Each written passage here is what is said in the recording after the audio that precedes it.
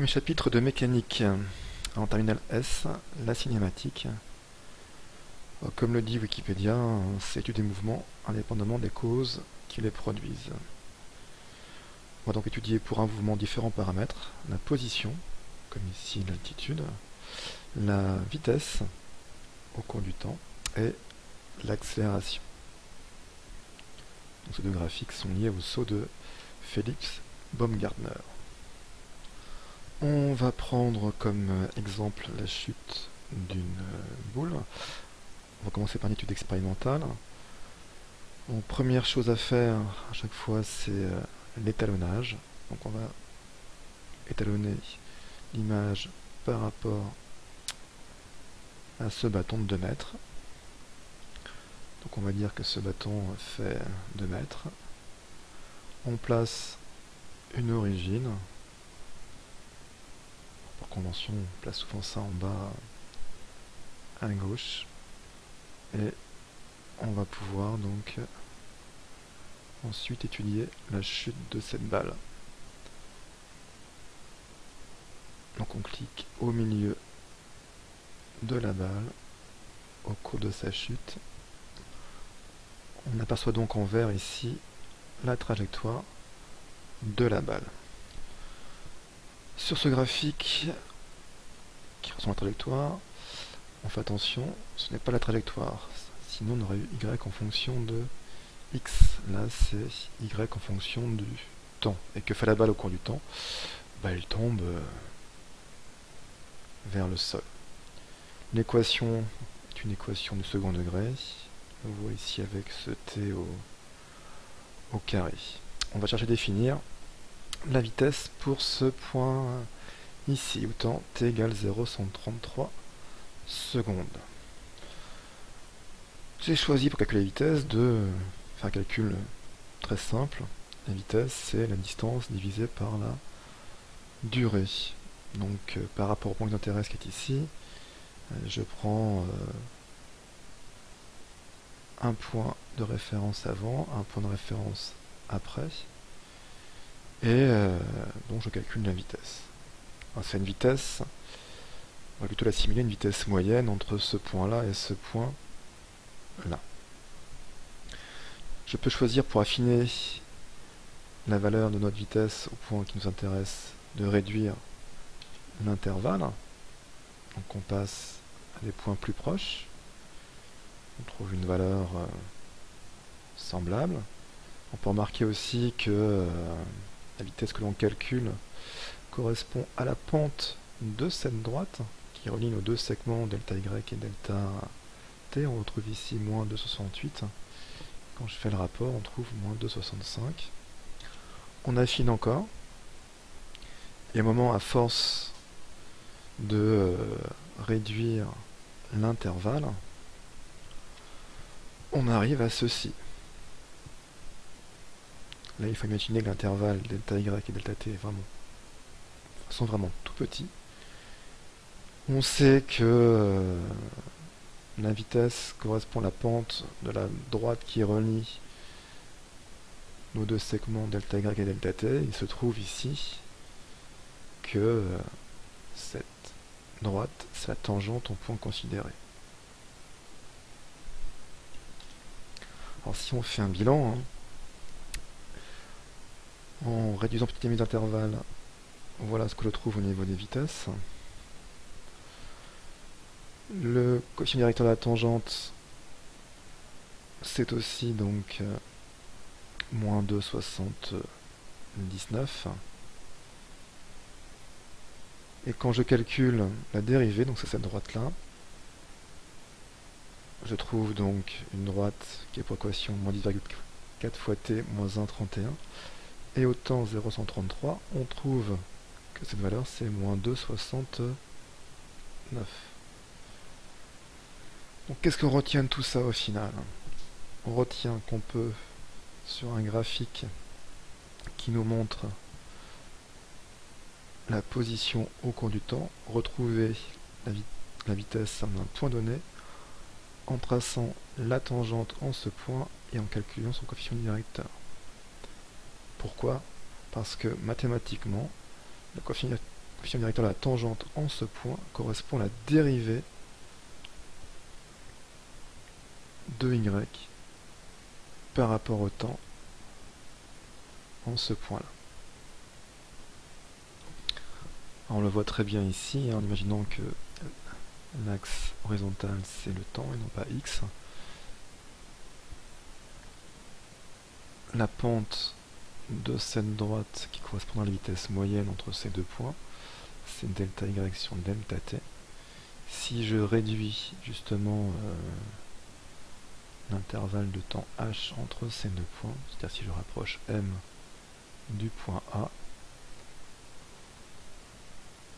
on voit que le coefficient qui apparaît ici correspond à la pente de cette droite qui s'assimile ici à la tangente au point A. Donc la vitesse correspond bien à la pente de la tangente au point considéré. C'est-à-dire la dérivée en ce point. Au niveau du cours, si on reprend tout cela, première chose, on va définir la position d'un point au cours du temps par ses coordonnées sur l'axe des x, l'axe des y, l'axe des z, donc dans les 3 dimensions de l'espace. Alors chaque axe est orienté avec un vecteur unitaire nommé i, j et k. Donc la position s'écrit donc par ce vecteur OM qui vaut x fois i plus y fois j plus z fois k. Donc si on fait la somme de ces 3 vecteurs, on a bien le vecteur OM. On se décale xi, yj et zk. Par définition, la vitesse, c'est la dérivée par rapport au temps du vecteur position. Alors ce DOM veut dire dérivée et dt par rapport au temps. La notation est différente des mathématiques parce qu'en physique, on peut dériver par rapport à plusieurs paramètres. Ici, on indique donc le paramètre par rapport auquel on va effectuer les dérivations. Donc ça revient à faire quoi? Dériver x par rapport au temps, y par rapport au temps et z par rapport au temps. Nous avons dans ce cas-là le vecteur vitesse instantanée au point considéré, au point M. La norme dans ce cas, c'est Vx au carré plus Vy au carré plus Z au carré, le tout racine carrée. Lorsque vous avez un graphique, ici c'est x par rapport au temps, pour trouver dx sur dt en un point donné à un temps t donné, on trace la tangente en ce point, on calcule delta x sur delta t, et on aura la vitesse. Parce que la pente de la tangente, on l'a déjà dit, correspond à la dérivée en ce point. De la même façon, on définit le vecteur d'accélération comme étant la dérivée de la vitesse par rapport au temps.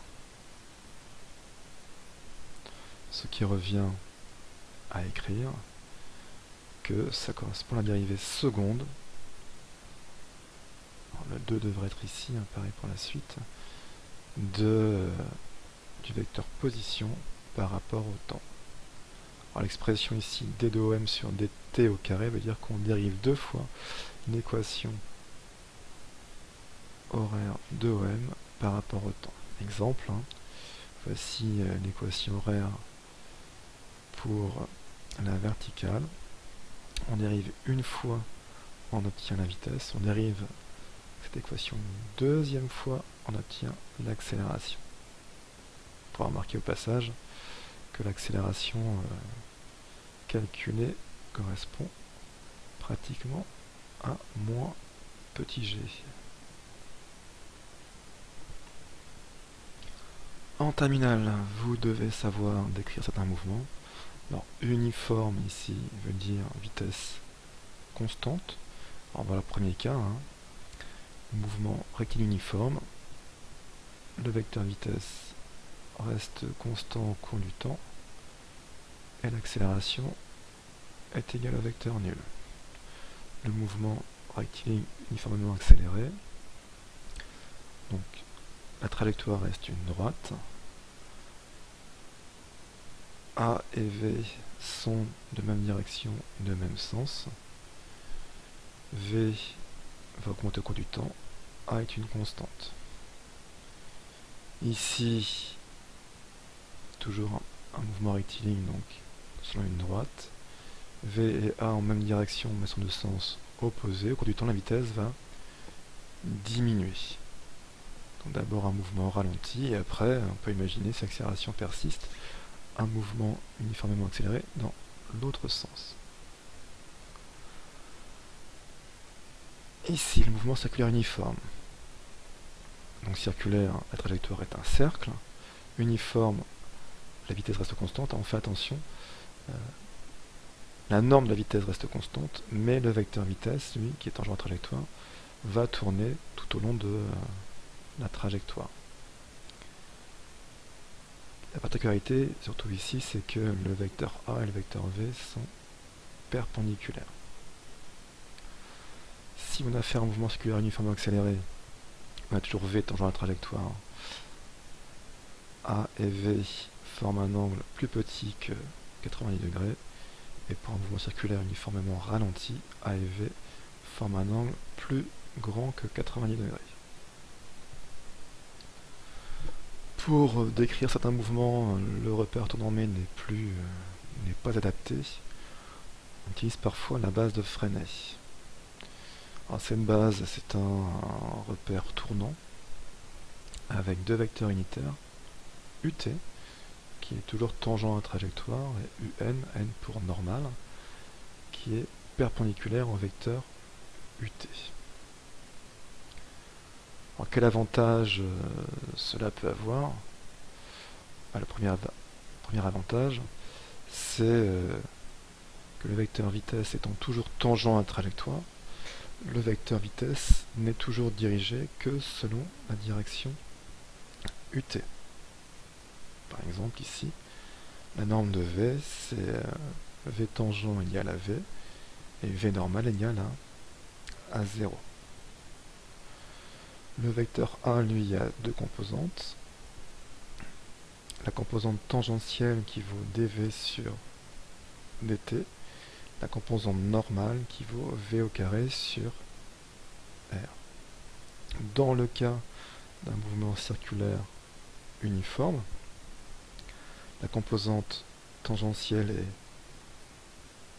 nulle, ce qui veut dire que dv sur dt est égal à 0, et mathématiquement cela veut dire que v est égal à une constante. On aura bien une vitesse uniforme. Une vitesse constante, donc un mouvement uniforme. Et dans ce cas-là, A s'exprimera sous cette forme-là, comme étant égal à v au carré sur r, r étant le rayon de la trajectoire, et dirigé selon le vecteur un. Alors quelques exemples des animations. Le mouvement circulaire uniforme. Donc on a bien ici le vecteur vitesse qui est toujours tangent à la trajectoire, et le vecteur accélération qui est perpendiculaire au vecteur vitesse tout au long du mouvement. La trajectoire elliptique. Donc là on peut voir des phases d'accélération et de ralentissement selon l'angle entre le vecteur vitesse et le vecteur accélération. Lorsque l'angle est aigu, la vitesse augmente. Lorsque l'angle est obtus, la vitesse diminue. Un mouvement linéaire, on va pas très bien. Quand je tire, on voit l'accélération. Quand j'arrête de tirer, on voit que l'accélération change de sens, ce qui montre que le mouvement est ralenti. Autre exemple, ici, donc un personnage se promène sur ce plan. En rouge apparaît le vecteur vitesse. Donc on peut voir ici l'augmentation, la diminution de la vitesse au cours du mouvement, ce qui montre des mouvements successivement accélérés et ralentis. Ainsi maintenant dans le vecteur accélération, on voit aussi une variation de ce vecteur, et quand on voit les deux, les variations ne se font pas au même moment. En effet, dans cette phase-là, une accélération, il freine, donc changement de sens de vecteur, accélération, freinage, changement de sens de vecteur. Vous voyez ici que comment sont liés vitesse et accélération. Si le vecteur rouge augmente en norme, cela veut dire que l'accélération est dans le même sens. Si le vecteur rouge diminue en norme, ça veut dire que l'accélération est en sens inverse. Dernière animation, on va tester les trois paramètres, position, vitesse, accélération. Alors le jeu est simple, hein, ramener la bille à l'arrivée, donc avec la position, c'est très facile à contrôler. Voilà. J'ai gagné.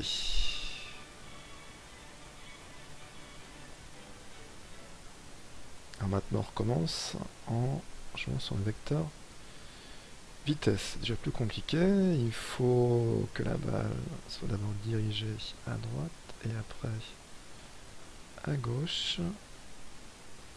Donc là je mets une vitesse constante, je baisse un peu pour que ça passe en dessous.